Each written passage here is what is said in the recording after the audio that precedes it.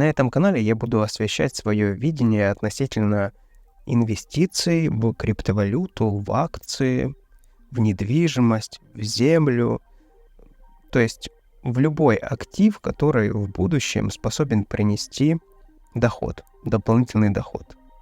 Этот канал не про спекуляцию и не про трейдинг. Возможно, здесь на этом канале это будет, конечно, но за основу взята все-таки инвестиция, то есть актив, в который ты сейчас инвестируешь и на протяжении многих лет не трогаешь и пожинаешь плоды со временем. То есть то, что в долгосрочной перспективе тебе принесет доход, пассивный доход. Нынешняя экономика позволяет собрать капитал, направить этот капитал работать, например, инвестировать в акции, приобрести доходную недвижимость, может быть, приобрести земли и сдавать их в аренду, либо купить криптовалюту, и в перспективе, чтобы это приносило дополнительный тебе доход. Дополнительный доход, а в конечном результате прийти к пассивному доходу со своих инвестиций. Благо, экономика это позволяет. Если ты понимаешь, как работают деньги, то можно эти деньги заставить работать на тебя. Если ты не понимаешь, как работают деньги, то ты будешь работать на эти деньги.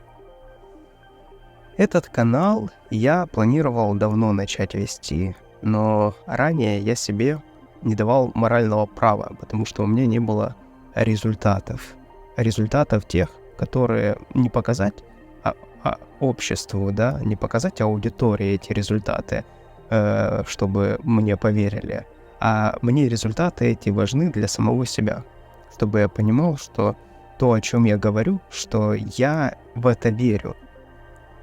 Есть один из примеров таких каналов, который уже есть в Ютубе, это YouTube-канал «Дневник утра». «Дневник утра» я начал вести, если отсчитывать от сегодняшнего дня, это 5 лет тому назад. Чуть больше 5 лет тому назад, и начал я его вести с темы вредных привычек. То есть я начал показывать, как я убираю от себя вредные привычки, алкоголь, сигареты, в перспективе долги, в общем, те вредные привычки, которые мешают мне жить, мешали тогда жить. И одна из целей того канала была прийти к тому, чтобы я обеспечил себя, свое будущее и стал инвестором.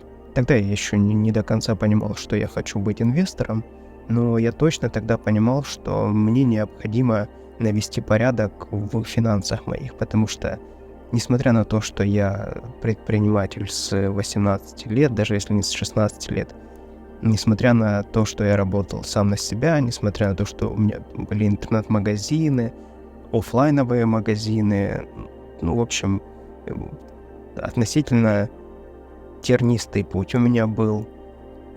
Несмотря на это все, денег как таковых у меня никогда не водилось особо, потому что все деньги, которые я получал, я либо реинвестировал в сам бизнес, либо в бизнесе были дела не очень, поэтому денег не было. Но всегда были долги, несмотря на то, сколько денег у меня было заработано, всегда появлялись долги. И это, конечно, связано непосредственно с моим детством еще, потому что я вырос в той семье, в которой финансовая грамотность была на низком уровне очень. И из денег были только долги. Деньги делали долги. То есть есть такое выражение «деньги делают деньги», да?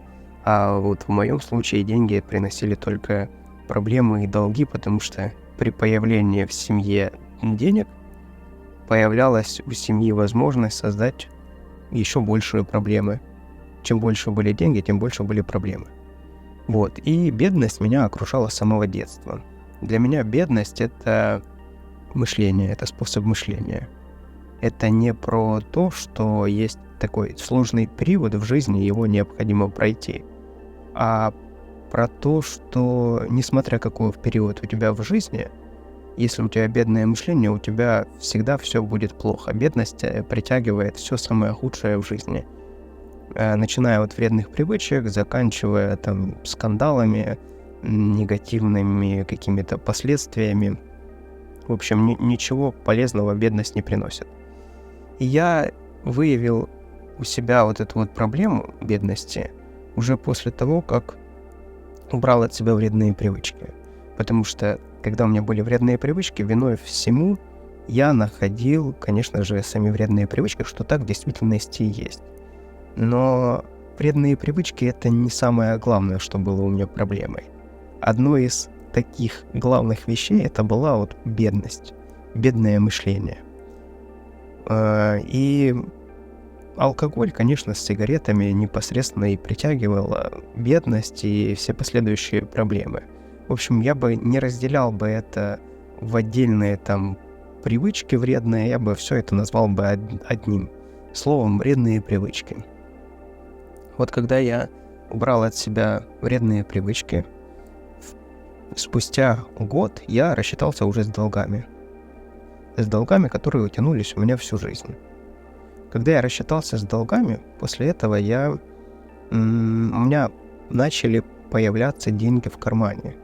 То есть то чувство, когда за коммуналку заплачено, продукты есть, одежда там куплена, телефон куплен, и еще деньги есть.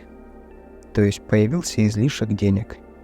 И потом, спустя время, я эти деньги начал направлять в бизнес. Ну и когда ты жизнь направляешь когда ты из жизни убираешь вредные привычки, то твоя жизнь начинает работать в плюс. То есть если тогда ты получал все время минус, то сейчас в данном случае ты начинаешь постоянно плюсовать. То есть все, что приходит, оно остается в твоей жизни, не уходит из твоей жизни. Сюда же можно приравнять и лудоманию, и игроманию. Вот это все те черные дыры, через которые из жизни уходят активы, деньги и ценности. Это отдельная, конечно, тема, которую я обязательно затрону. Вообще этот канал я хочу больше посвятить именно психологии. Потому что там графики, это все хорошо. Это обязательно должно иметь место быть, но самое важное — это психология. Потому что в инвестициях, когда вот я уже непосредственно пришел и вложил там первые деньги, потерял первые деньги, вторые, третьи потерял деньги, то есть уже прошел определенный опыт. Там мне уже стало понятно, что не так все просто. На начальном этапе мне казалось, что достаточно просто инвестируешь и не трогаешь. И на начальном этапе оно действительно работало. Но потом начинает включаться фома, синдром упущенной возможности. Потом начинается какой-то фат, такие разгонять плохие новости относительно этого актива. В общем, у тебя начинаются психологические качели. Ну, к примеру, ты вложил там какую-то существенную для тебя сумму денег в определенное нечто, а завтра просыпаешься, у тебя баланс минус 50%. Или наоборот, плюс 50%. Это работает в обе стороны.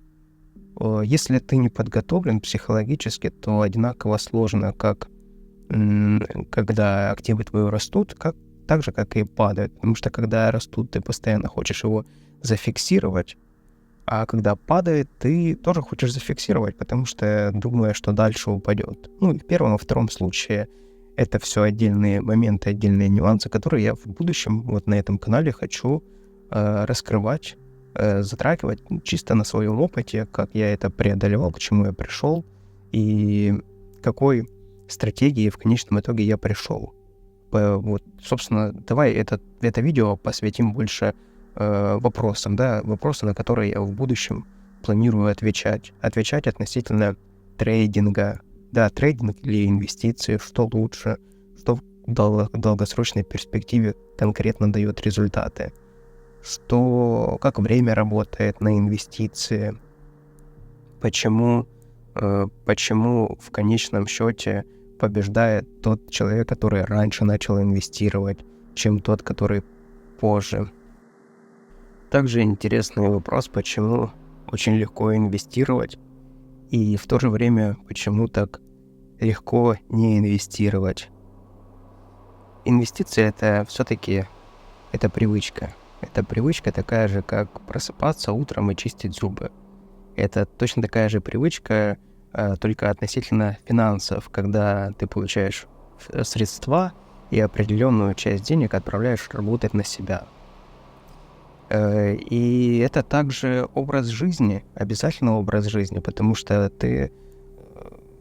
если ты хочешь полностью посвятить этому жизнь, то необходимо разбираться во всех сферах жизни, понимать мировую тенденцию, куда это стремится, все то, что окружает нас, к чему это может прийти, какие активы сегодня там важно инвестировать, потому что здесь они там сегодня недооценены.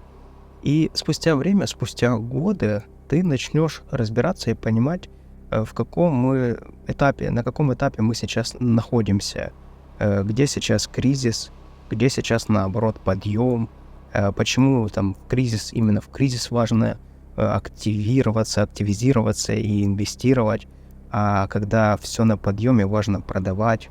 И то есть сейчас тебе многие вещи будут непонятны, но в дальнейшем, в перспективе, ты поймешь спустя годы, может быть, спустя 5, 7, 10 лет, ты уже начнешь видеть вот эту вот тенденцию, когда меняется медвежий рынок на бычий рынок, когда что такое ставка ФРС, повышают ставку, как это отражается на экономике, когда понижают ставку, инфляция, что такое дефляция, и почему твои деньги, которые сейчас находятся в кошельке, почему они ежедневно теряются в стоимости. Основная задача инвестора победить, это основная главная цель, победить потребительскую инфляцию, то есть сохранить свои средства, это одна из главнейших целей. А уже потом следующее — это заработать. Когда ты научишься сохранять, тогда ты, собственно, вопрос того, как заработать, он сам естественным образом отпадает, потому что ты научился делать самое важное, самое главное.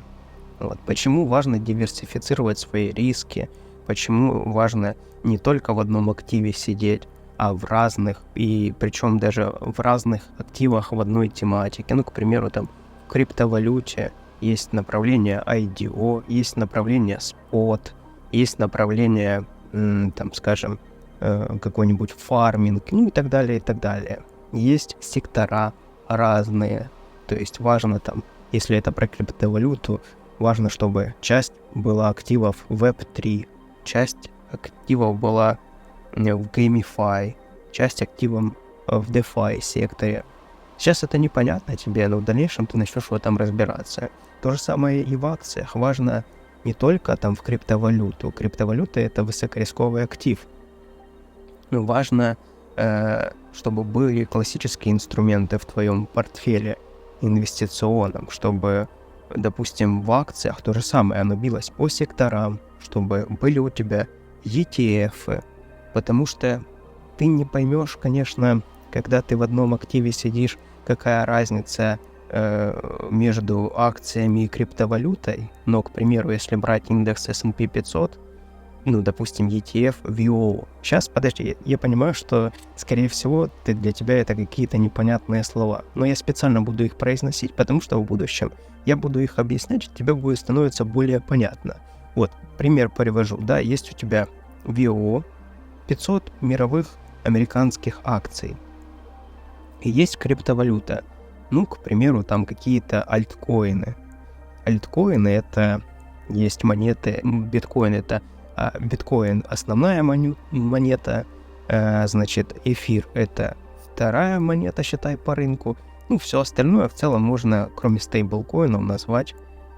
Стейблкоины — это эквивалент доллару в криптовалюте. То есть монета, которая не меняется в цене, она стоит $1, это есть $1. И Остальное альткоины, это остальные монеты. Все остальные их куча, там тысячи, десятки тысяч. Их огромнейшее количество. И вот когда ты находишься в альткоинах, и, к примеру, там ETF. Вот в ETF ты положил, там, скажем, $100, и на протяжении 10 лет у тебя, примерно плюс-минус одинаковая картина. Где-то будет небольшая там просадка, конечно, по портфелю, по этому ETF, но в целом за 10 лет это у тебя будет прирост примерно, скажем, 10% в год. И это очень хорошие цифры на самом деле. Тебе вначале может показаться, что это очень мало, но на самом деле уже спустя время я понимаю, что это действительно хороший процент доходности. Почти что гарантированный. Понятно, что гарантии нету, но тем не менее почти. То есть сравнительно с криптовалютой, с теми же альткоинами, потому что за 10 лет альткоины в криптовалюте могут вообще показать как сумасшедшие проценты, так и скам, то есть абсолютно обнулиться. И они очень волатильные, то есть сегодня он может стоить там какая-то монета $1, завтра по 1 цент, послезавтра $3, то есть прыгают как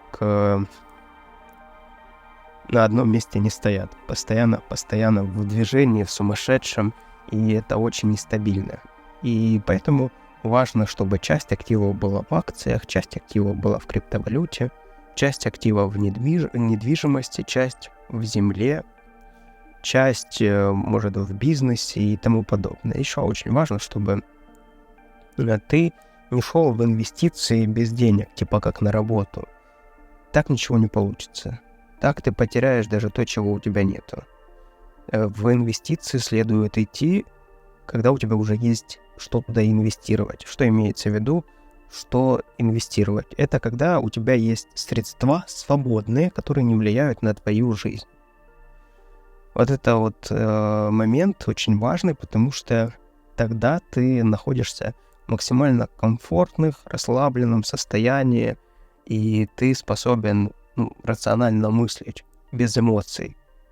Во всяком случае, это будут самые комфортные условия. Очень вообще не рекомендуется, и это ошибка, идти в инвестиции на кредитные средства, на заемные средства, на деньги, которые нужно в какой-то момент куда-то вернуть, положить обратно. Скажем, ты планируешь там войти в крипту на 3 месяца у тебя появился доступ к определенной сумме денег, и ты заходишь в крипту и думаешь, сейчас быстро ты заработаешь и выйдешь. Но так не произойдет. Ты выйдешь, в лучшем случае ты зафиксируешь либо 0, но в плане того, что без убытка, но так не случится. Скорее всего, в тот момент, как тебе нужно будет выйти, эти активы просядут, и ты потеряешь, собственно, деньги. Если вообще не получится какой-то скам. Побеждает инвестор, который способен долго ждать. Вот это факт. Это 100%. Потому что на рынке, собственно, это, как правило, сильные руки побеждают слабые. То есть те, которые могут дольше ждать, они побеждают на рынке. Те, которые не могут ждать, они выходят с рынка, теряют средства, теряют всевозможные ценности, к которым у них есть доступ, которые они могут слить. Вот, поэтому если говорить про инвестиции, когда туда следует идти, это в 2 случаях. Первый случай, когда у тебя уже есть деньги, и ты туда идешь, но идешь так, чтобы ты мог обучаться и понимать. Лучше идти, конечно, когда у тебя нету денег, нету особо больших денег, но ты готов там развиваться. То есть ты понимаешь, что на ближайшие 10-20 лет ты будешь параллельно настраивать свой источник дохода, инвестируя в себя, приобретая разные навыки, и параллельно по чуть-чуть, по $100, по $200 ты инвестируешь в разные направления и вот так учишься. Частые такие случаи есть, когда человек приходит с деньгами в инвестиции и теряет эти деньги. Это, я думаю, это норма, потому что я точно так же сделал, я пришел туда, это было несколько лет назад, я пришел в крипту, когда на крипте уже был заканчивался, скажем так, бычий цикл, то есть когда уже все было переоценено, и дальше уже на протяжении 490 дней был медвежий цикл. То есть когда каждый день ты заходишь, и твои активы падают. То есть постоянно падают. Ты покупаешь на падающем рынке постоянно. И я тогда я потерял и разные там были случаи. Я потерял и на фьючерсах, я потерял и на...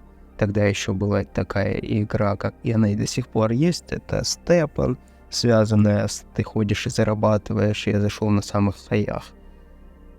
Да и много таких на самом деле случаев. Я вообще человек сам из бизнеса был всегда, и инвестиции для меня это было что-то новое и непонятное. Основная мысль моя заключается в том, чтобы ты просто, легко и просто инвестировал, вкладывал на постоянной основе, и твой капитал рос. Вот это вот основная мысль. В итоге, чтобы прийти к тому, когда твой капитал начинает приносить тебе пассивный доход. Здесь нету никакой магии, здесь чисто цифры и очень понятные действия. Я перепробовал кучу всего, трейдинг, всякие какие-то скам-проекты, всякие пирамиды и тому подобное. В итоге я понял, что работает классика, и инвестор всегда побеждает трейдера, инвестор побеждает спекулянта. У инвестора есть два самых важных момента. Это деньги и время. У трейдера не хватает времени для того, чтобы разогнать до больших сумм свой депозит. Да, он может разогнать, может скопить какую-то большую сумму, но он всегда живет на пороховой бочке, потому что всегда может потерять свои деньги. И в основном такая вот статистика, что за 1,5-2 года трейдер уже с расшатанной полностью психикой, с проблемами в семье, сливает свой накопленный депозит к нулю. На языке инвестора взрывается. У меня подход другой. Подход заключается в том, что есть разные направления для диверсификации рисков, есть разные направления. Есть направление недвижимость, есть направление акции, есть направление криптовалюта и так далее, и так далее. И самое важное, чтобы твоя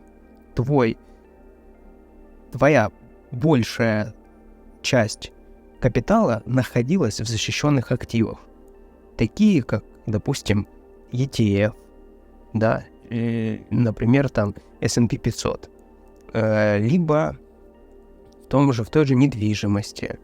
Не недвижимость та, которая где-то на окраине находится, никому не нужная, а востребованная, ликвидная недвижимость. И в итоге, понемножку выстраивая свой капитал, за годы ты точно придешь к тому, что ты будешь уже финансово обеспеченным, независимым, и та критическая сумма, которая тебе важна для того, чтобы ты почувствовал или почувствовала себя финансово независимым, она будет неуклонно приближаться. И представь себе ту жизнь, когда ты живешь на пассивный доход от своих инвестиций. Представляешь? Это жизнь, где ты ежегодно или ежемесячно, в зависимости, или ежеквартально, в зависимости от источника инвестиций, ты получаешь средства. У меня есть формула, которую я себе нарисовал, и я ее дорабатывал, и в итоге пришло к тому, что моя цель вообще прийти к тому, чтобы я сейчас 80% своего дохода отдаю на инвестиции, а потом, далее, моя цель прийти к тому, чтобы с этих инвестиций мой пассивный доход, 80% с этого пассивного дохода шло снова на инвестиции, а 20% шло на мою жизнь. Сейчас у меня наоборот ситуация, когда я 20% с заработанных денег с бизнеса, 20% денег направляю на свою жизнь, а 80% инвестирую. И задача моя довести ту сумму инвестиций к той цифре, которая мне даст 20% дохода уже с пассивных инвестиций, а 80% я буду снова направлять в инвестиции. И таким образом я зациклю всю эту систему. И важно мне, чтобы у меня были и квартиры, и земля, и акции, и криптовалюта, и бизнес. Вот это все важно. Вот важно еще понимать, что не нужно приходить в инвестиции для заработка, не имея денег. Понимаешь? То есть на далекую перспективу все верно, нужно приходить. Обязательно надо приходить. Это логичный следующий шаг. Но если ты планируешь прийти и зарабатывать здесь, не имея здесь денег, ты здесь потеряешь все. Деньги и отношение к деньгам. Что в моей жизни вообще из себя представляют деньги? И в моем представлении, что как люди относятся к деньгам. В общем, просто давай пообщаемся с тобой относительно того, что люди, как правило, не обсуждают, не принято обсуждать, потому что эта тема закрыта. Как бы ее неприлично обсуждать, неприлично спрашивать, сколько ты зарабатываешь. Как бы все этим занимаются, но все почему-то об этом молчат. Потому что неприлично, неправильно, некрасиво. Но эта тема является определяющей сегодня. Чем ты занимаешься? Ты занимаешься тем, что тебе нравится, или вынужден заниматься тем, что не нравится. Я из тех людей, которые как раз-таки из-за денег был вынужден заниматься тем, что мне не нравилось. Но я был вынужден этим заниматься для того, чтобы выжить, для того, чтобы прокормить свою семью. Да и вообще в какой-то момент жизни я начал понемножку просто принимать то, что жизнь, она вот такая. Вот представь себе склад, я работаю, называлось это помощником кладовщика, а по факту грузчиком с обязанностями кладовщика и зарплатой грузчика. И я вот работаю там, я вот только-только выпустился со школы, мои ровесники все пошли в универы, в институты, получать первое высшее образование, а я иду вместо этого на работу. Потому что и для меня это супер крутое вообще нечто случилось, что меня взяли на работу. Потому что, как правило, на протяжении целого лета, вот школа закончилась, 11 классов закончил, и вот целое лето я ищу работу, ищу подработку, меня нигде не берут, потому что я только выпустился со школы, я по физическим не подхожу, не очень, в общем, не крупный, худой, маленький, все дела, и поэтому, реально меня просто никто не хотел брать на работу, потому что вот так. Никто не хотел связываться. И я тогда понял, что конкретно в моем случае, чтобы чего-то я добился, мне нужно прикладывать в разы больше усилий, нежели кто-то просто потому, что он, не знаю, крупнее меня, просто потому что у него какие-то другие данные. Хотя у меня комплекса относительно моего роста и относительно худое, не худое, никогда не было такого. То есть я всегда понимал, что в моем случае это все особенно. То есть особенное отношение, особенно надо показывать свое какое-то намерение, доказывать. Вот. И вот когда я попал на эту работу, для меня это было очень круто. Я наконец-то смогу зарабатывать деньги, обеспечивать свою семью и мою маму и мою младшую сестру, которая младше на 10 лет. И вот я уже первый или больше года уже работаю на этой работе и понимаю, что я потихоньку начинаю отказываться от того, что я люблю. Я тогда Тогда был популярен КВН еще, и занимался КВНом, и у меня все меньше и меньше времени было на это все. И я вообще связывал свою жизнь, представлял свою жизнь. Я на сцене, я выступаю. То есть это что-то с шоу-бизнесом. И когда буквально проходит год, я понимаю, что мне нужно уже отказываться от этой мечты и просто работать на работе, потому что нужно себя обеспечивать. Если я себя не обеспечу свою семью, никто не обеспечит.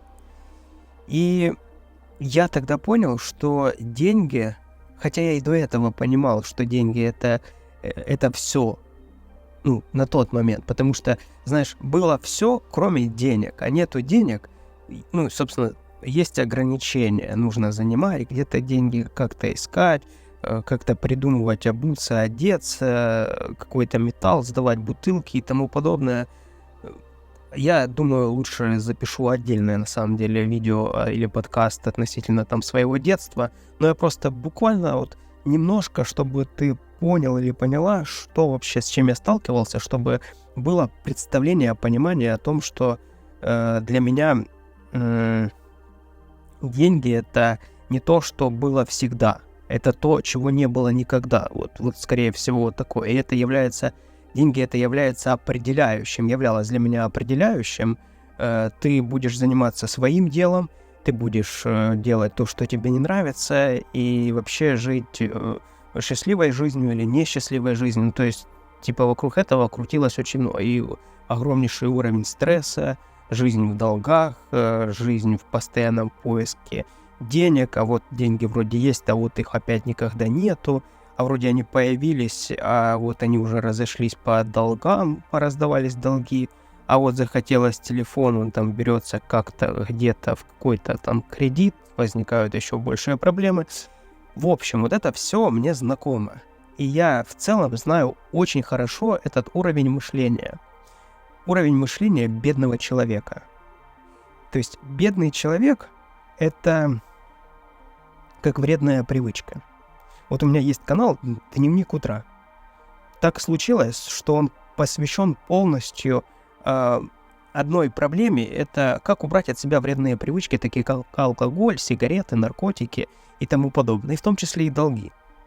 Но я решил все-таки про деньги сделать отдельный канал. Эта тема заслуживает отдельного канала про деньги, про инвестиции. Это такой вступительный наш подкаст, в котором мы знакомимся, скажем, с этой темой. И для меня это все очень понятно. Очень понятно, как мыслит человек с бедным мышлением. Знаешь, у меня сразу картинка в голове появляется, когда перед тобой стоит человек, он тебе очень много чего-то обещает, но проходит немножко времени, подходит та дата, к которой он тебе обещает то, что он наобещал, и это обещание никогда не выполняется. Мне так много обещали, начиная от родителей, что там будет, купим обувь, купим какие-то джинсы, купим еще что-то, еще, до соседей. Что ничего не выполнялось по итогу. Это не значит, что люди плохие те. Нет, это намерение у них было хорошее, но, к сожалению, до действий не доходило. И это как напасть, это как болезнь, которая тебя порабощает, и она полностью заполняет тебя, и ты уже как будто не можешь вырваться из этого круга вечного, где на каждом круге ты нанизываешь больше и больше проблем. Я в какой-то момент оказался на работе, где уже взрослый, получается, я как взрослый человек хожу на работу, ежедневно получаю зарплату, и я ловлю себя на мысли, что это все. То есть то, что есть у меня сегодня, так оно будет и постоянно, потому что в целом там уже дни перестали отличаться, когда я еще там занимался какой-то деятельностью творческой, то там где-то мы там сидели, писали еще материал, готовили выступления, выступали. То есть насыщенная, классная жизнь, эмоциональная. А здесь я просто столкнулся с тем, что все дни одинаковые. Окружение, как правило, тебя окружают люди вот на таких работах, сбитые летчики. Вот я такое определение этому дал. Это люди, которые по той или иной причине оказались на дне. Кто-то из-за наркотиков, кто-то из-за долгов, кто-то из-за алкоголя, либо все вместе взятое. То есть каким-то образом человек оказался на той работе, где, где он получает каждый день деньги. Как правило, это рынки, стройки, вот, где ты каждый день, ты конкретно сегодня, если пришел на работу, то ты получил сегодня вот эти вот деньги, заработал, тебе выплатили. Если ты завтра не пришел на эту работу, соответственно, ты не заработал. Как правило, там все строится на том, что тебе выплаты не раз в неделю, не раз в месяц, а каждый день выплата. То есть это тоже такой крючок жесткий, где ты получаешь сегодня там конкретную сумму, чтобы за счет этой суммы себя завтра привести на эту же работу, и если удастся тебе собрать денег, то купить себе одежду еще какую-то. Вот. Не факт. Вот. И вот я себя ловлю на мысли, что понимаю, что типа вот так оно и будет всегда. Вот так и будет всегда. И как-то мне, я помню, стало грустно, потому что вроде бы это то, о чем я мечтал, о взрослой жизни, но как-то все слишком все печально в этом. То есть мне было тогда лет 18, может, а окружали меня люди, 35, 40, под 50 лет. Это, как я сказал, это уже контингент людей, которые кто-то проигрался в игровые автоматы, то есть у каждого есть своя история, своя плачевная история. Вот. Я тоже обладал такой историей. Я по нужде пришел туда зарабатывать деньги, чтобы обеспечить свою семью. Вот. И оттуда я почерпнул такое, знаешь, один из уроков, когда я понял, что маленькие деньги, они очень тяжелые. Деньги, заработанные физическим трудом, они самые-самые сложные. Вот в таком физическом плане. Вот. Относительно того окружения, там, соседей и тому подобное, это люди, которые живут, сегодняшним днем. Скажем, день прошел и хорошо. Вот так вот. И это люди с вредными привычками обязательно, потому что когда человек находится на безденежье постоянном, он падает на быстрое удовольствие. Это переедание, это алкоголь, это наркотики, это сигареты, это, в общем, вот это все, что там, телевизор, это все вместе взятое, то, что дает тебе быстрое удовольствие. Вот здесь и сейчас. Потом, конечно же, есть жесткие откаты, но человек просто за счет того, что не хочет чувствовать эти откаты, он просто делает свою жизнь полностью построенной на вот этом быстром удовольствии, что соответствующим образом отражается на его жизни, на его внешности и тому подобное. Я тогда смотрел на, людей, которые с деньгами. И это какие-то люди другие были. Это люди с какой-то они будто знали какой-то секрет. Какой-то секрет, и я точно знал, что они мне его не расскажут. То есть, будто бы что-то такое, чего, скажем, в книжке ты не прочитаешь. Как будто оно передается из поколения в поколение. Вот, потому что я, допустим, человек с тем мышлением и тем окружением, вот тогда это человек, который, он в постоянном беготне, у него пачка сигарет в кармане, он такой раздерганный, у него нету денег, то есть из денег у него это деньги на проезд, деньги на буквально туда и обратно, доехать. И опять же у него в телефонной книге есть обязательно те люди, у которых он и еще не занимал, но скоро планирует занять денег, и таких людей становится все меньше и меньше. Вот, в его телефонной книге, потому что человек занимает деньги, не отдает деньги, ну, в общем, вот так. То есть финансовая грамотность на нуле, на минус каком-то там этаже, скажем. Вот, и, ну, в общем, вот такое. То есть я думаю, что тебе это плюс-минус знакомо. Вот. Это про себя немножко так рассказал, чтобы было понимание, мое отношение к деньгам. И потом так получилось, что я пошел заниматься, меня уволили с работы, и я стал перед выбором, куда дальше идти. Идти дальше на стройку, либо на такую же работу. Опять же, берем в учет, что меня на работу, ну, это надо, чтобы прям повезло, чтобы меня взяли на работу, потому что, я еще маленький, ну, то есть 18-летний пацан, который выглядит на 14-летнего, скажем так. Вот. И я тогда принимаю решение идти какими-то правдами, неправдами работать сам на себя.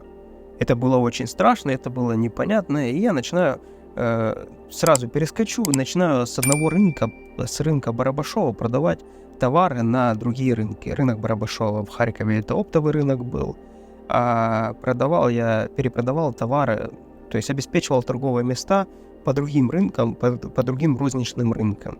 Тогда это еще вообще не было такого. То есть все люди ездили на Барабашова и там закупались, в плане, я имею в виду, владельцы торговых мест ездили на Барабашова и там закупались.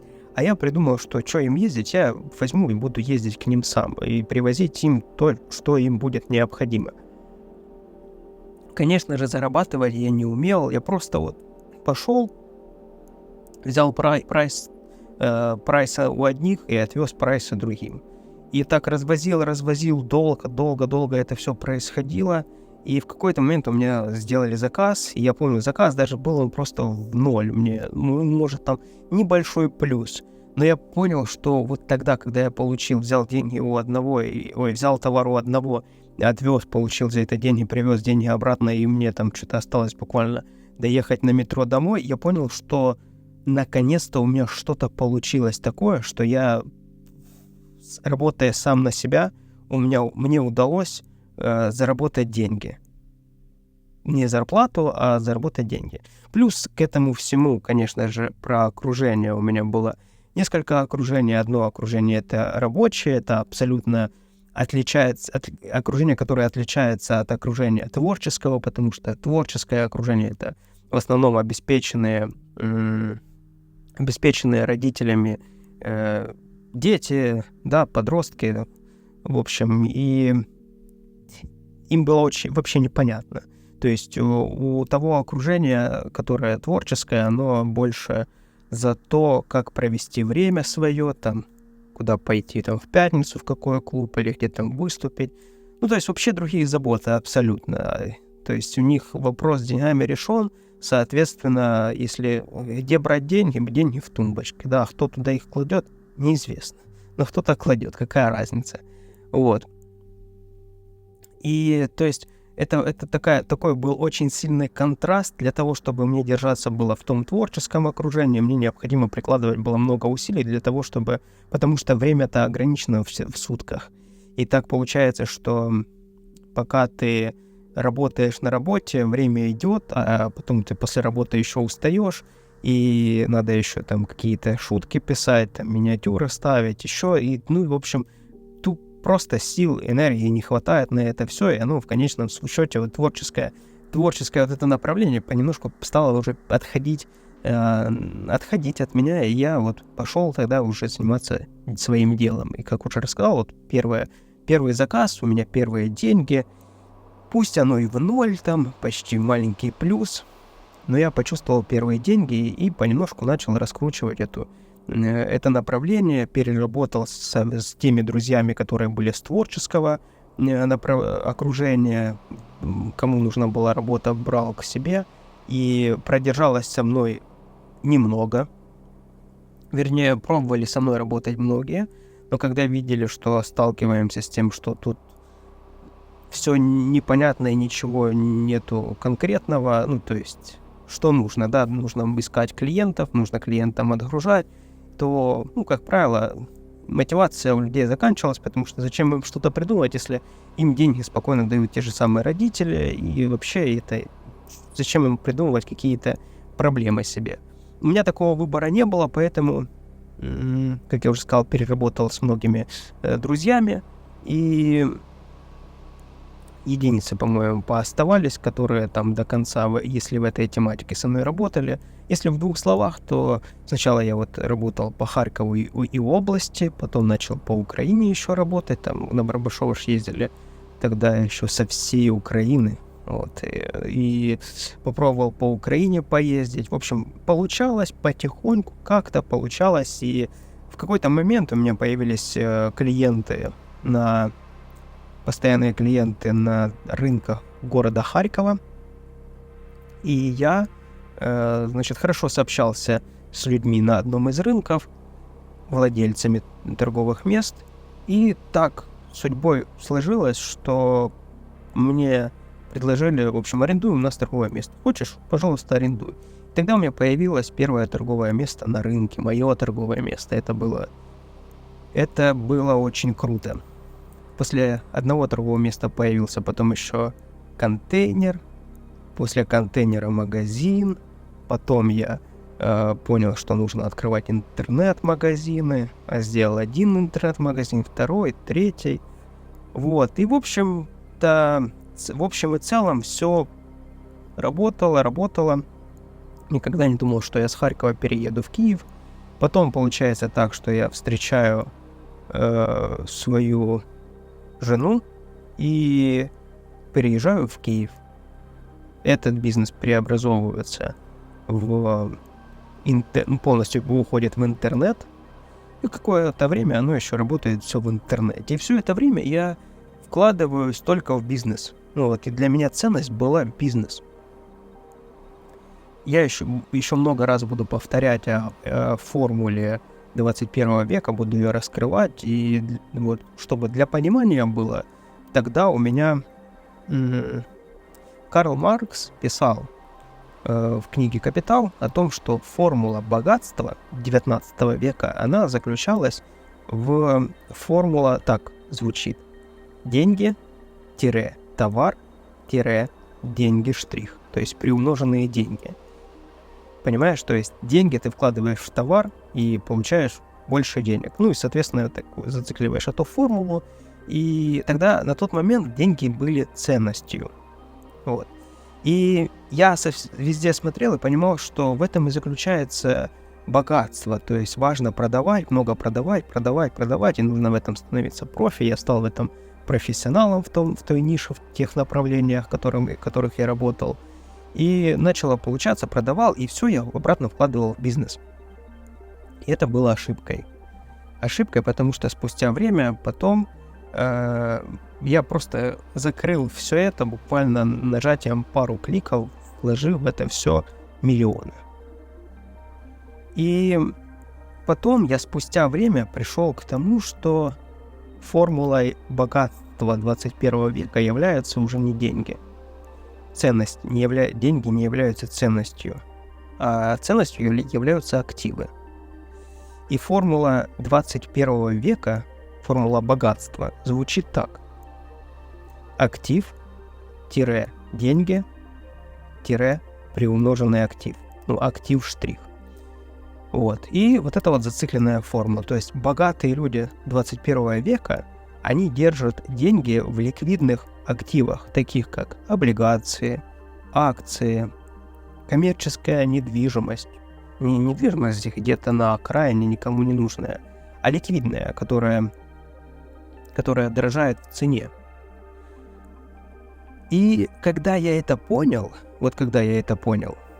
я тогда перестроил свою жизнь.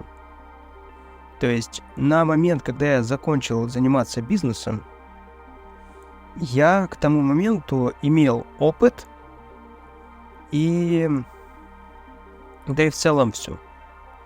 И потом я, собственно, начал уже перестраивать свою жизнь вот исходя из этой формулы. Когда я уже вкладываюсь не в деньги, товар, деньги, а да, обязательно, чтобы был источник дохода, бизнес.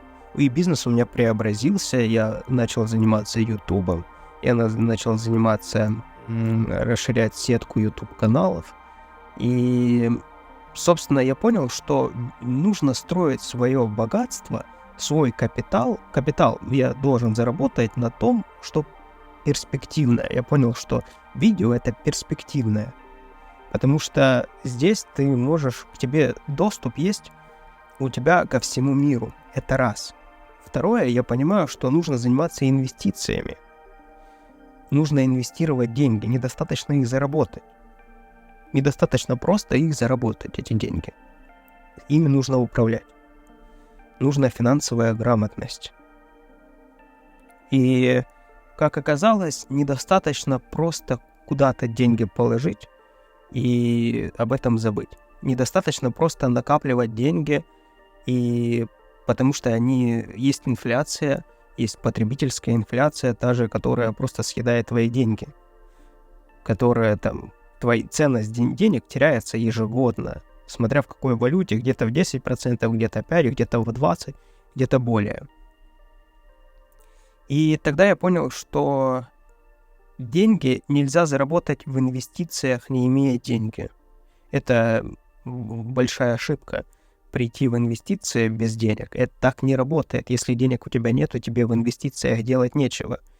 Только если ты планируешь зарабатывать, грубо говоря, каждый месяц, как на работе. Так не работает. Ты можешь заработать деньги где-то, в бизнесе, на работе, и накопить и тому подобное, а потом прийти и инвестировать. А лучше это делать все параллельно, работая на работе или в бизнесе, и параллельно, просто поставив на поток, сделав привычкой инвестировать, параллельно выстраивать свой капитал. И параллельно ты придешь к тому, что твой пассивный доход начнет превышать твои доходы с твоего рода деятельности, бизнеса, либо работы. У тебя будет уже выбор, твои инвестиции будут способны тебя выкупить из твоей работы, если тебе будет нужно это. И когда я это понял, и в действительности понял, как это работает, я начал наблюдать за людьми, которые инвестировали в недвижимость, рантье, живут как рантье. Вот мне понравилось слово это, и мне понравилось два слова: лендлорды и рантье. Рантье — это человек, который живет с пассивного дохода от своих активов, то есть инвестиций. И лендлорды — это тот, кто живет за счет ренты со своих земель. И то хорошо, и то мне нравится. И я понял, что вот это мой следующий этап, в который я хочу, который мне важно преодолеть. Это, знаешь, для меня для понимания, это как найти свою любовь. Ты один раз находишь, и потом живешь с этим человеком всю жизнь, да?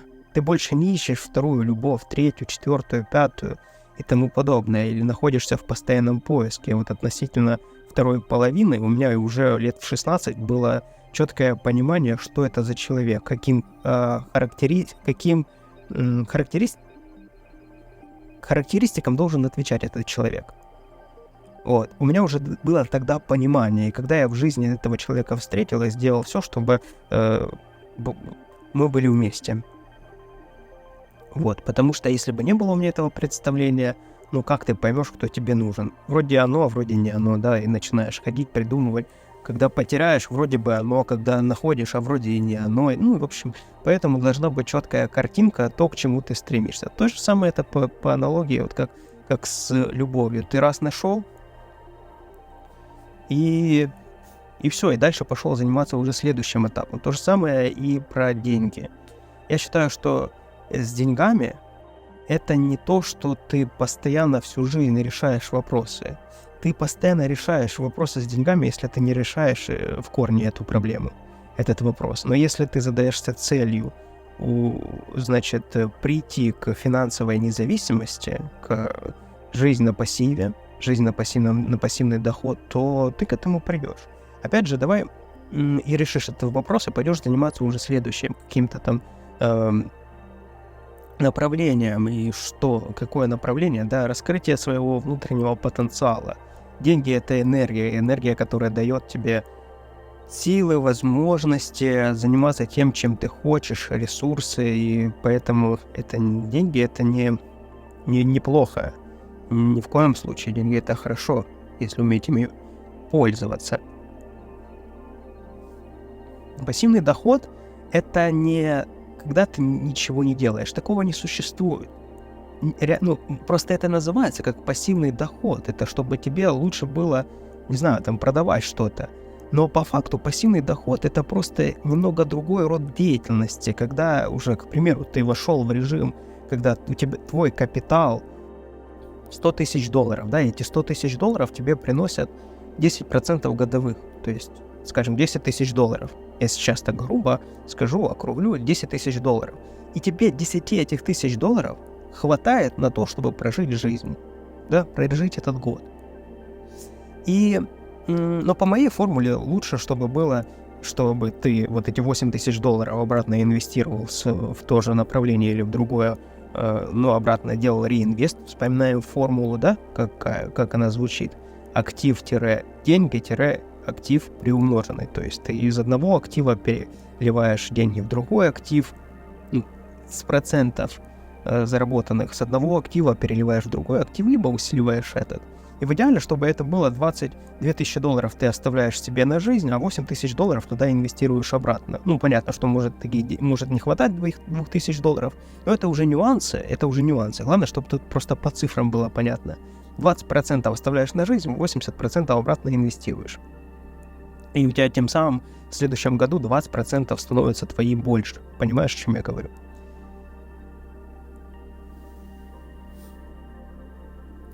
И просто складывается впечатление, что ты больше ничем не занимаешься. На самом деле необходимо контролировать свои инвестиции. Опять же, если ты вложился или вложилась в недвижимость, то либо ты отдаешь все управляющей компании, которая руководит сдачей в аренду жилья твоего, либо ты занимаешься сам этим всем. И тут, собственно, опять же, этим нужно заниматься. Где-то лампочку нужно поменять, где-то что-то поломалось, где-то какие-то проблемы с жильцами, еще и тому подобное. То же самое, допустим, с какими-то с рынком акций. Опять же, да, нужно просматривать свой портфель, смотреть, эта компания вроде бы хорошая, вроде бы нехорошая. Если понимаешь, что там проблемы, выходишь из этого актива. То есть, да, это не частые вопросы, но ты все равно держишь руку на пульсе. Это, казалось бы, вроде бы, с одной стороны, это и пассив сравнительно, да, с работой грузчика. Грузчик ходит и выгружает, разгружает, переносит с места на место что-то, тяжело, устает, бла-бла-бла. А тут ты уже работаешь мозгами. Да, и вроде бы ты уже ничего не носишь, но тем не менее ты смотришь новости, смотришь, какая возможная следующая ниша откроется. Ты постоянно держишь, в общем, твой фокус внимания направлен в это направление, и ты находишься в постоянном потоке, скажем так. Это нельзя назвать пассивом, это по-другому просто. Это просто по-другому. Не будем сейчас даже обсуждать, что сложнее, умственная работа либо физическая, безусловно, умственная, но эту тему мы оставим чуть на попозже, просто чтобы сейчас время не занимать.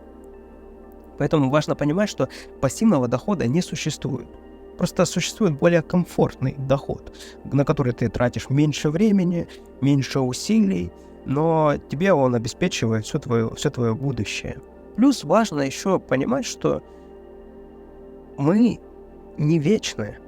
И то, что сейчас у тебя есть сила, энергия, и то через 20 лет это будет уже по-другому. Я для себя принял решение, что я буду жить до 100 лет.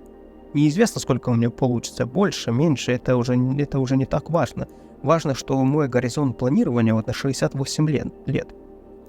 Через 68, если взять 68 лет, мне сейчас 32 года, то это, считай, что 3 мои сознательные жизни, если примерно брать, что там, скажем, 20 лет из моих 32, это уже прям сознательно.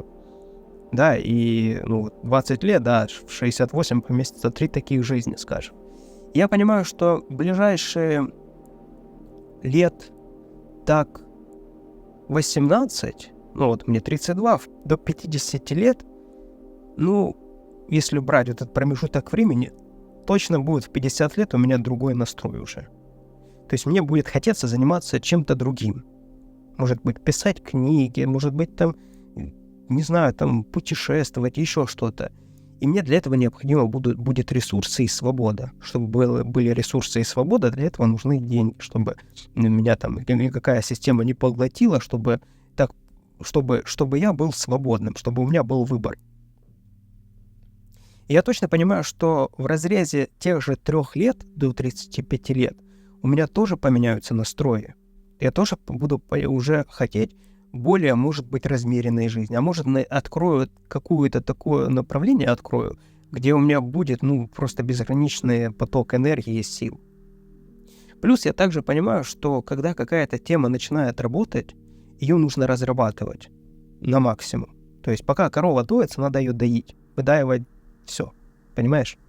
Потому что это все краткосрочно, да, если ты нашел тему, где ты можешь заработать денег, то зарабатывай там, пока зарабатывается, потому что это все недолгосрочно. Как правило, какие-то ниши, которые могут которые выстреливают, они прорабатывают, месяц, 2, 3, 4, но за это время они насыпают столько профита, что хватает на долгие жизни. А если ты еще правильно на долгие года жизни. А если ты еще и правильно распределяешь эти свои финансы заработанные, и ты не теряешь эти деньги, не тратишь на какую-то ерунду, а наоборот, инвестируешь в индекс S&P 500, к примеру, биткоин покупаешь, квартиры, земли, в общем, инвестируешь в то, что будет тебе приносить деньги. Вспоминаем формулу, я ее буду часто вспоминать: актив-деньги приумноженный актив. Зацикленную эту формулу, когда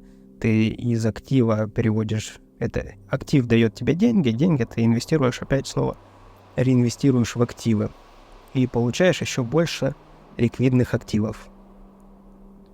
То в таком случае ты, безусловно, с каждым разом будешь богатеть и богатеть. И вот эти вот моменты, да, которые сейчас, допустим, сейчас ты, к примеру, в ситуации, когда ты постоянно бьешься об потолок финансовый и не можешь никак пройти в ту жизнь своей мечты. То, что я еще транслирую на канале «Дневник утра», да, когда тебе мешают вредные привычки попасть в жизнь твоей мечты, и тебя они ступорят. Потому что, опять же, быстрое удовольствие, если сделать, скажем, выбор, пойти реализовать какой-то крутой проект один, или пойти попить пиво сейчас, то человек с бедным мышлением, он сейчас пойдет попьет пиво. И, конечно, он не пойдет, не реализует и тот проект. Он будет мечтать, это будет придумывать, рассказывать, это все ходить, всем доказывать, что ой, как он сделает что-то, и ничего не реализует, и ничего не сделает, потому что он на следующее утро проснется, а вся энергия потрачена впустую. И у него просто не будет силы реализовать. Он спокойненько встанет, пойдет почистить зубы, умоется и пойдет на работу. А вот те мечты, которые у него были, те, которые мечты о жизни его, мечты, понимаешь? Извини за тавтологию. Они останутся в мечтах, и он будет бить вот так себя в грудь, как-нибудь ночью, вечером, кому-то рассказывая, доказывая, вот как бы было, чтобы он получилось, что, если бы он тогда это сделал, чтобы у него получилось. Я таких историй очень много слышал, и это только отдаляет человека от его жизни мечты, потому что в какой-то момент он начинает верить, что жизнь мечты — это просто сказки. Напомню, что жизнь мечты — это не что-то такое непонятное, эфемерное, это то, что ты хочешь, то, что тебе нравится. Тебе нравится твое рабочее место крутое, там, с классным удобным креслом, там, с подъемный опускающий стол, да, так, чтобы тебе было комфортно, там, монитор, ну или там, опять же, в зависимости, какое тебе рабочее место нужно, или место спальни, где ты будешь спать, удобная там кровать, нужная температура для сна и тому подобное. То есть та картинка, которую ты себе в голове представляешь, ее идешь и реализуешь. И деньги — это одна из составляющих этого всего. Это не главное. Это точно так же не главное, как и не главное убрать от себя вредные привычки. Но когда в моменте ты находишься и убираешь от себя вредные привычки, это главное, безусловно. Но как только это получилось убрать, ты переходишь уже к следующему этапу. В общем, самое важное понять, что деньги — это твой помощник. И с инвестициями, инвестируя вот ежемесячно, ежегодно, чем чаще, тем лучше на самом деле, да, в зависимости от того, как у тебя приходят доходы. Инвестируя по чуть-чуть, в долгосрок ты обязательно придешь к финансовой свободе, к независимости. И случаи они бывают у всех. У каждого в жизни был такой период и будет такой период, когда он зарабатывает в разы больше, чем зарабатывалось. Или, может, наследство приходит. Или, то есть, вот какие-то ситуации, они случаются. И у каждого. И случатся еще. И важно вот именно вот этими ситуациями воспользоваться. Этими ситуациями ты сможешь воспользоваться только тогда, когда у тебя жизнь настроена на плюс, на приобретение, когда у тебя в привычку заложено инвестировать, вкладывать. Вот смотри, я тебе рисую картину, к которой ты придешь. Вот я буду записывать подкасты, потихонечку буду вводить тебя в это все. Ты придешь в это все. Вот я тебе рисую ситуацию. Представим, что ты вышел или вышла в режим ежемесячных доходов определенной суммы. И часть денег ты инвестируешь. И ты точно знаешь, вот у тебя будет зарплата, доход какой-то. И часть денег, какой-то процент комфортный для тебя, который будет реально комфортный.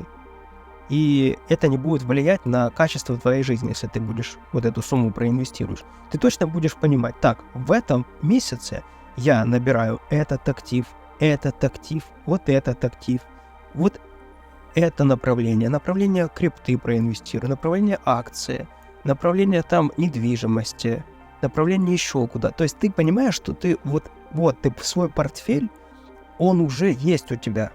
Ты накапливаешь сюда, там чуть-чуть, сюда, пораскидываешь денег, пораскладываешь. И ты понимаешь, что в этом месяце ты вот то, что запланировано было, ты выполнил или выполнила. И ты становишься богаче. И этот сложный процент, он начинает работать на тебя. Ты уже мыслишь в рамках своих инвестиций. Ты уже понимаешь, так, я заработаю вот такую сумму денег, вот столько я сразу инвестирую. И в какой-то момент ты обязательно дойдешь до критической той цифры, когда ты поймешь, что инвестиции, они работают уже на тебя. Для кого-то это достаточно инвестировать там 10 тысяч долларов, для кого-то $1000, кому-то $100, кому-то сразу. Понимаешь? У каждого это по-разному. Но это все разбивается на цифры, это все прописывается и становится понятным не эфемерно, а реально понятно. Вот представь, у тебя есть портфель, где есть вложено там 10 тысяч долларов в акции, 10 тысяч или там 5 тысяч долларов в криптовалюту. У тебя купленная есть квартира под сдачу. У тебя есть там 5-10 гектаров земли, может парочку гектаров земли. И все совокупно, оно дает тебе доход твой. Ты дальше занимаешься своим делом каким-то. То, что ты любишь, ты дальше этим и занимаешься. Но параллельно ты инвестируешь. В какой-то момент у тебя вдруг получилось так, ты получил или получила наследство. или подвернулась супер какая-то крутая возможность подзаработать, в разы больше.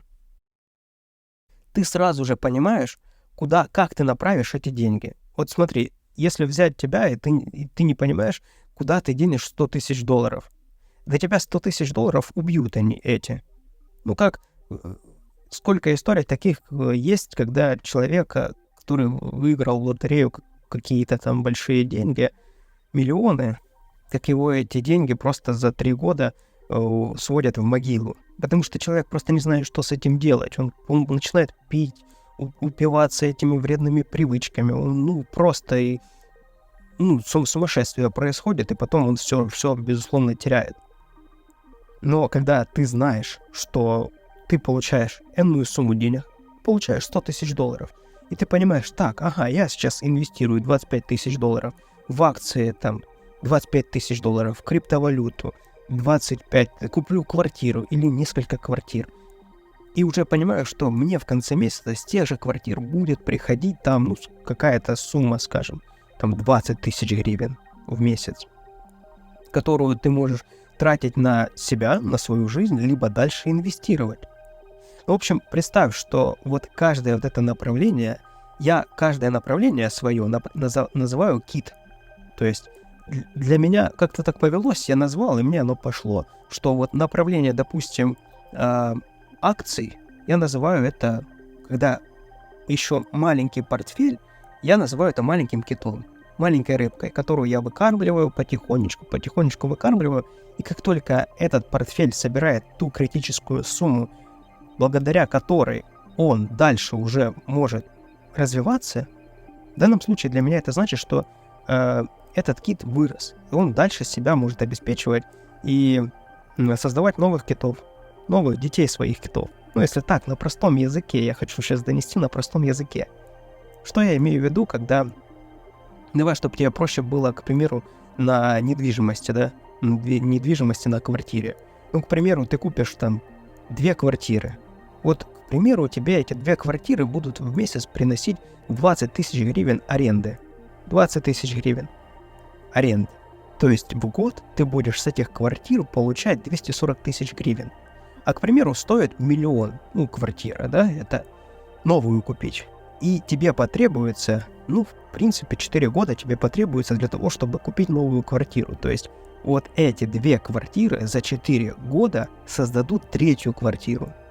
А эти 3 квартиры потом еще быстрее купят тебе 4-ю квартиру. Вот что я называю, когда собирается критическая сумма в направлении, и когда это направление способно дальше само развиваться. Но без критической этой суммы, к примеру, без оплаты, без покупки, скажем, вот этих вот 2 квартир, которые, скажем, за 4 года могут купить 3-ю квартиру. Без наличия этих 2 квартир ты не купишь 3-ю, да? Но ты понимаешь, что 4 года у тебя есть в распоряжении. А если в другом случае ты понимаешь, что если 20 тысяч гривен, если 10 тысяч гривен с одной зарабатывать в месяц, то квартира, то за год ты будешь получать 120 тысяч. Ты умножай, то потребуется тебе, скажем, 7-8 лет для того, чтобы купить 2-ю квартиру. Если у тебя есть столько времени, пожалуйста, ты будешь понимать, что это направление у тебя уже зациклено и работает. Так же самое по относительно других направлений, акций, крипты, земли и тому подобное. Значит, понятно, да, что собираешь критическую сумму, то есть в таком случае у тебя становится цель это купить 1 квартиру, либо 2 квартиры. Это все индивидуально, потому что, к примеру, для меня может быть достаточно комфортно заработать на 3 квартиры, чтобы потом быстрее зарабатывать на 4-ю, на 5-ю.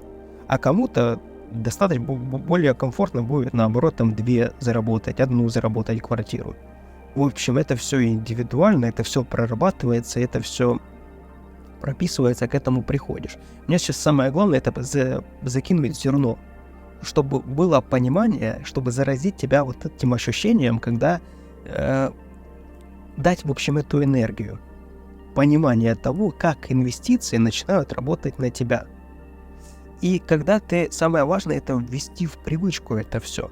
Когда инвестиции для тебя станут ценностью. Потому что для многих людей, да какое многих, для большинства инвестиции это расходы. Понимаешь? То есть, когда для человека ценность алкоголь, к примеру, игровые автоматы, казино, то для него является ценностью проигрыш этого всего. Ну, скажем, может, проигрыш не является для него ценностью, а сам процесс этого всего является ценностью. А вот проигрыш или там пропивание денег — это уже как бы последствия этого всего, да? То в таком случае он будет мыслить в рамках того, зачем я буду $1000 там покупать акции Apple, если я сейчас $1000 пойду пропью. Накрою себе стол, там позову друзей и буквально там прогуляю, в зависимости, кто как прогуливает, да? Кто-то за час, кто-то за день, кто-то еще кому-то неделю понадобится. Но ценности разные у этих людей. Один положит в акции Apple, и его будет греть ощущение того, что он является акционером компании того телефона, к примеру, который он носит в кармане, да? Вот. И будет понимать, что эти акции у него на следующий год будет больше. Будет больше денег в этих акциях. Прирост будет. Вот эти я, к примеру, приведу. Я буду еще отдельно эту тему разбирать. Но, к примеру, приведу, что если ты проинвестируешь в ETF, допустим, VOO, это 500 американских компаний, индекс S&P 500, то в разрезе 10 лет в год будешь зарабатывать 10%. Эти инвестиции будут приносить тебе 10% долларового дохода, понимаешь? К примеру, ты вложишь $10 000, и у тебя через год, ну или возьмем, хорошо, давай с тобой возьмем за 10 лет, с учетом сложного процента, при условии, что ты эти деньги не вытаскиваешь, с учетом сложного процента у тебя будет более $20 000. Я просто сейчас не буду вдаваться в подробности, сколько там будет с учетом сложного процента, но там будет у тебя более $20 000. А если $100 000, то, соответственно, да, больше $200 000. Вот так это и работает. Это сейчас тебе покажется, что это же 10 лет, а представь себе ситуацию, когда ты, допустим, 10 лет тому назад ты ввел себе в привычку инвестировать, проинвестировал тогда, и сейчас у тебя уже есть 200 плюс тысяч долларов. Да? Тебе кажется это как сказка, вроде бы что-то непонятное, но по факту это так и работает. Инвестор работает со временем и с деньгами. Понимаешь? То есть спустя время деньги начинают на тебя работать. Если ты их если постоянно ты их не перекладываешь, как спекулянт. У спекулянта постоянно проблемы, у него постоянно головняк, он постоянно думает, куда бы, как его переложить, и в конечном счете, как правило, это все теряет, потому что нарывается на какой-то актив, который его взрывает, который дает ему минус. Вот если вкратце, я постарался тебе рассказать мое отношение к деньгам, которое было у меня, то отношение к деньгам, которое есть сейчас, та формула богатства, которая есть на сегодняшний день, которая рабочая. Вот богатство 21 века, она строится так. Актив-деньги-актив штрих. Актив штрих имеется приумноженные активы. Сейчас богатые люди обладают активами и инвестируют в активы. Активы, инвестиция. То есть они не покупают, не откладывают доллары под подушку, потому что эти доллары, они дешевеют с каждым годом. Но они вкладывают в какие-нибудь там акции Apple, к примеру, или S&P 500, или облигации, или недвижимость.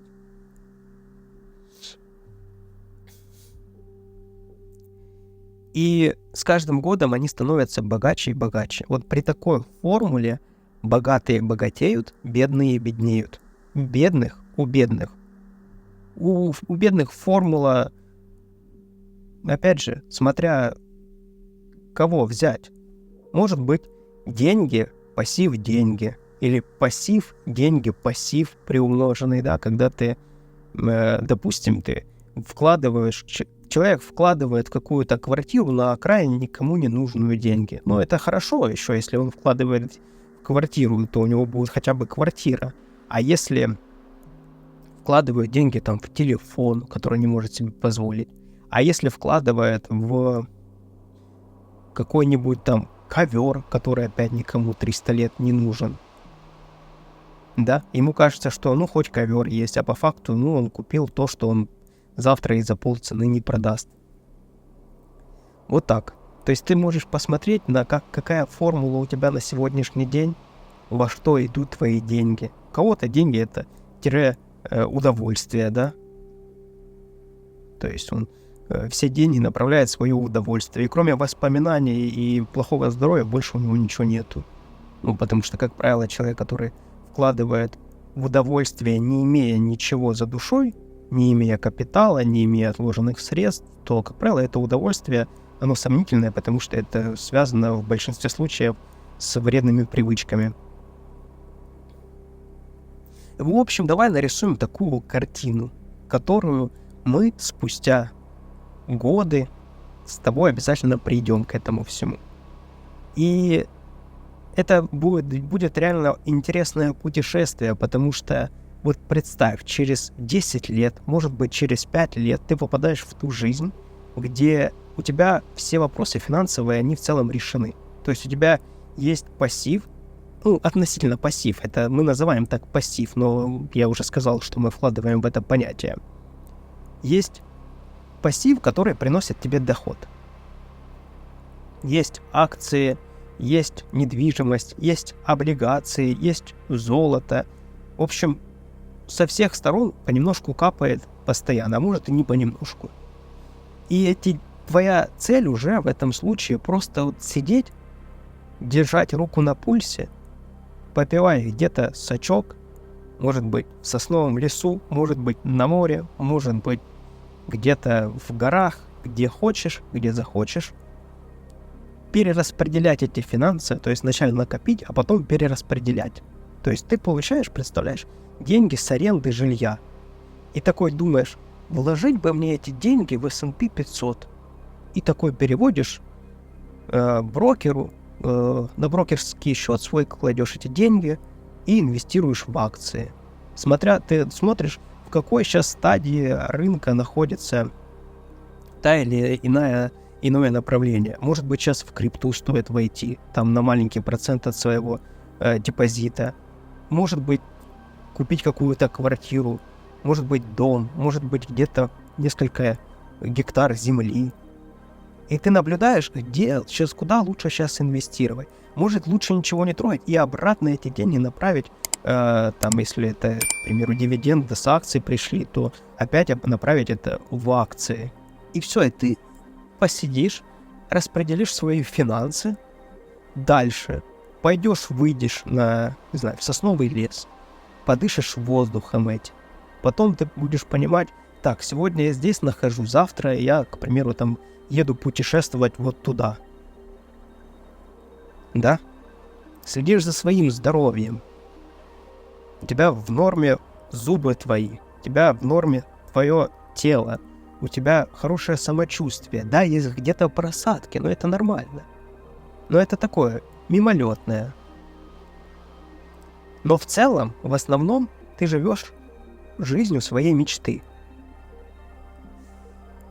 Едешь, путешествуешь, находишь там какие-то классные знакомства, находишь какие-то крутые эмоции. Приезжаешь домой. Может быть, ты человек мира, который просто сегодня нравится здесь жить, завтра там, послезавтра там, 3 месяца там, полгода там и тому подобное. Может, ты наоборот, ты понимаешь, что ты имеешь доступ к путешествиям, но тебе не хочется, тебе нравится жить в своем оазисе дома. Главное создать еще свой оазис. Это я вот тоже в будущем расскажу про то место, где ты набираешься сил, энергии. Ну, твой дом, по сути, твоя квартира, да, где ты создашь идеальные условия для комфортной жизни, где ты можешь спокойно, комфортно. Для инвестора очень важно это спокойствие, комфорт, не спешить, чтобы не принимать решения на эмоциях. Это вот работа с эмоциями. Вот представляешь себе такую жизнь, да? И это реально. Вот ты мне поверь, что это все реально. Это все возможно. К этому приходишь спустя годы, но к этому точно приходишь. Если ты к этому стремишься, ты к этому приходишь.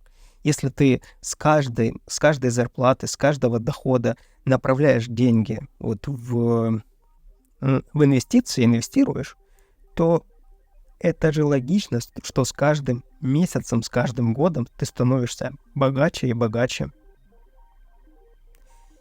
И вот такую жизнь мы будем строить. Это не про скорость, это не про то, что завтра ты проснешься богатым там человеком. Это не про это все. Это про уровень, про образ мышления.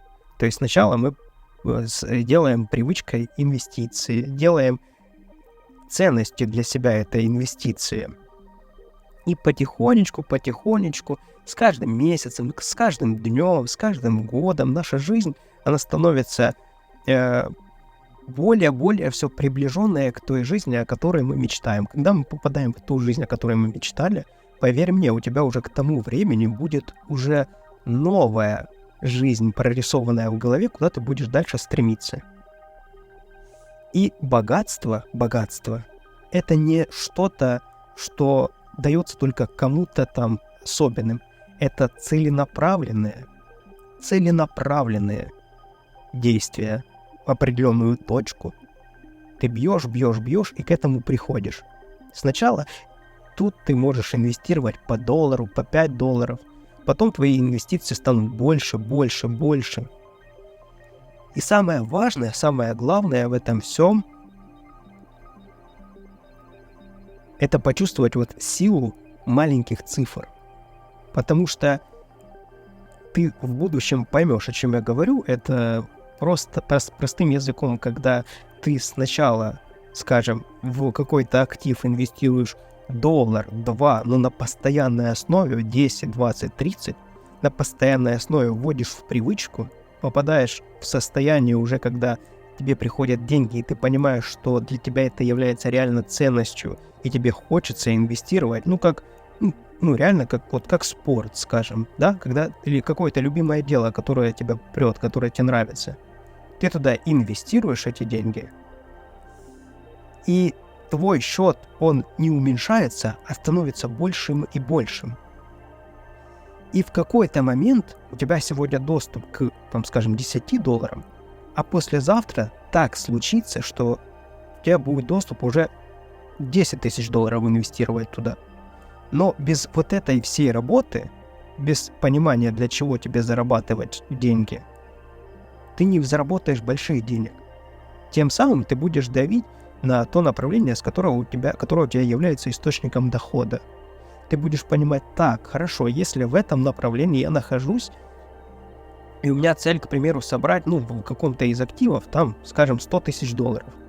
Мне потребуется лет 300-500, может быть, для того, чтобы этого достигнуть. И получается, что ни одной жизни моей не хватит для этого. Соответственно, исходя из этого, мы приходим к логичному выводу, что стоит менять работу или менять подход к своему бизнесу. Я сколько таких случаев знаю, да и по себе знаю, когда человек занимается своим бизнесом и боится поднять цены. А его услуга офигенная. Он офигенное предоставляет качество услуги. Но он боится, он просто боится. Просто потому, что рядом нет того, кто ему скажет: просто подними цены. Я знаю, ты боишься, просто подними. Вот x2 сделай в 2 раза больше цены. Да, у тебя, скажем, пропадет из 100% уйдет 20% клиентов, но 80% останется, и в общей сложности ты увеличишь, скажем, доход свой в 1,7 раза, в 1,5 раза, а может И те 80%, которые останутся у тебя клиентов, они настолько будут благодарны и настолько заценят твой труд, что приведут тебе еще там в 3 раза больше клиентов, и у тебя будет доход еще больше.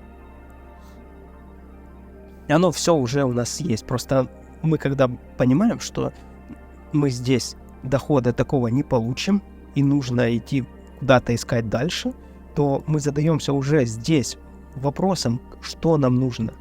И дальше в какой-то момент, не сразу, тебе попадется: о, классное место, здесь можно заработать денег. Или о, классное знакомство, здесь можно с этим человеком заработать денег.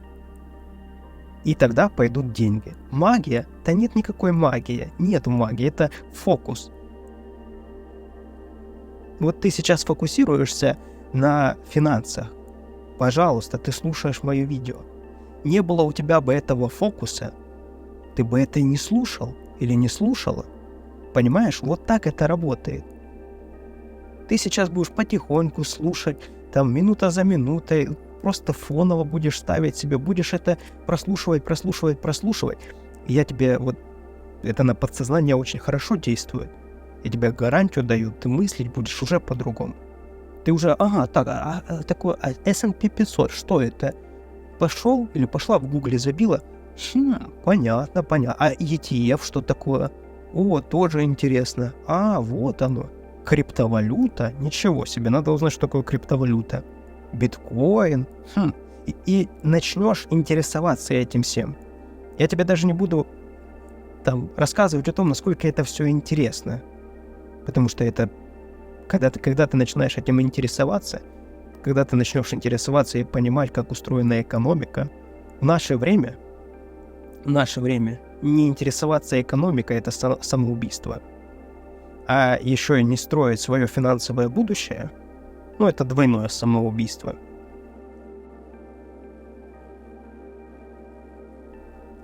Сейчас мы пообщались, и уверенно нарисовалась у тебя картинка вот этого будущего твоего.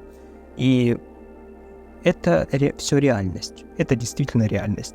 В дальнейших подкастах будем затрагивать разные тематики.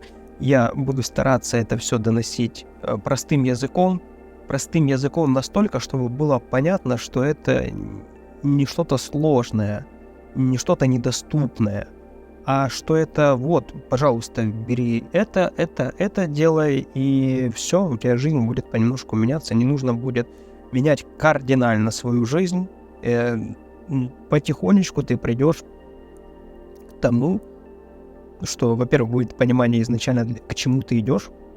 Это очень важно, потому что когда ты не знаешь, куда идешь, да, ты в одну сторону идешь, вроде бы кажется, вроде не туда, обратно возвращаешься, вроде не туда снова, в другую сторону пошел или пошла. В итоге стоишь на одном месте, топчешься и никуда не идешь, потому что неизвестно, в каком направлении двигаться. А тут появится направление. Я очень хорошо знаю вот это чувство, когда ты понимаешь четко: так, пришло мне вот такая сумма денег, и я точно знаю, вот в это направление, в это, распределил все эти средства, и после этого у тебя не ощущение того, что, не туда потратил или не туда потратила, а ощущение того, что деньги мои работают. Такое теплое ощущение, когда ты понимаешь, что все четко, правильно. Не вот это чувство, когда вот получена зарплата, и есть, после того, как потратишь ее, есть внутри такое ощущение какой-то опустошенности, разочарования, что вот что-то потрачено не так. А у тебя будет четкое понимание. У тебя близится время, когда ты будешь получать доход. И ты понимаешь, так, сразу садишься и планируешь. Значит, этот доход распределяем сюда, и сюда мы инвестируем. А куда инвестируем? Сюда. Все, распределено. Это как работа, да? Все. Работа с деньгами. Деньги распределены, все. Дальше идем зарабатывать. Вот. И так потихонечку, целенаправленно, месяц за месяцем, ты просто обалдеешь, какие получатся результаты в разрезе 2-3 лет. 3-5 лет.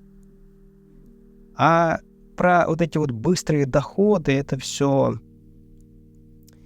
про потери. Это все про потери, те потери, даже которые ты не представляешь, что ты к этому можешь дотянуться. Как люди в пирамиды там вваливаются, начинают проигрывать, закидывать деньги с квартир, занимают денег у родственников, знакомых, машины продают, да все сливают туда, и потому что им показалось, что они сейчас станут супермиллионерами, потому что им это продали.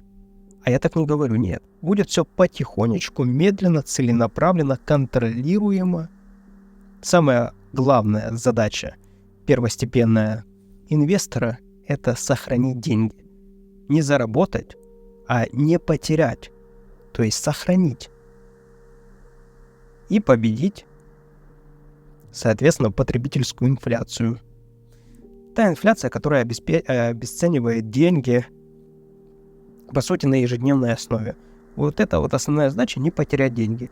Научимся не терять деньги. Вопрос с заработком, он решается сам собой.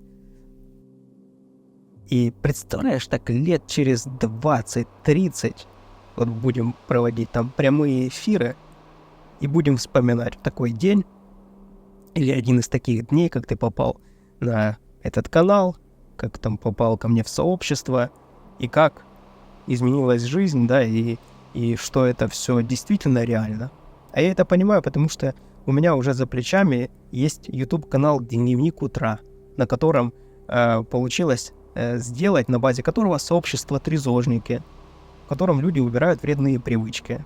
И вначале я знаю, что это как это сложно, но благо у меня уже есть этот опыт 5-летний, и уже реально, я действительно мотивируюсь этими людьми, которые поубирали от себя вредные привычки, поменяли свою жизнь.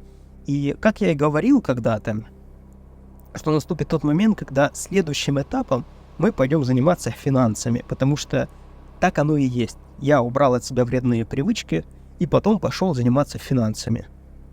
Вот сейчас наступил тот момент, когда мы уже переходим к следующему этапу, после того, как убрали вредные привычки, наводить порядок в финансах. Опять же, пообщаемся дальше про долги, пообщаемся про черные дыры, куда сливаются все деньги и тому подобное и так далее. Но держи эту картинку, вот которая у тебя нарисовалась за то время, пока ты это слушал либо слушала, перенеси это все на лист бумаги или заведи отдельный дневник, отдельный блокнот, куда будешь писать свои мысли. Вот, находясь на подкасте, слушая, общаясь, будешь писать эти мысли, потому что вот эти мысли — это ж ты. Это про тебя. Это то, что тебе нужно. Это то, к чему ты придешь. Вот. Поэтому строим свою жизнь, занимаемся самым важным, то, что в будущем одним из самых важных, в том числе, что нужно для комфортной, качественной жизни. Поэтому будем на связи. Рад был пообщаться. До следующего подкаста. До связи.